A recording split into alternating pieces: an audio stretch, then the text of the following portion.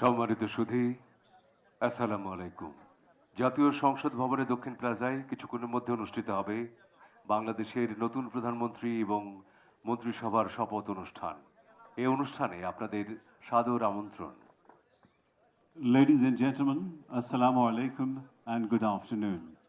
Welcome to the oath-taking ceremony of the new Prime Minister of the Government of Bangladesh and the members of the Cabinet. The oath-taking ceremony is being held for the first time here at the South Plaza of the National Parliament Complex.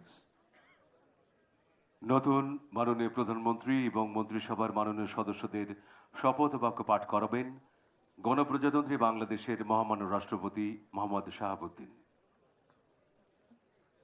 Honorable President of Bangladesh, Mama Shahabuddin.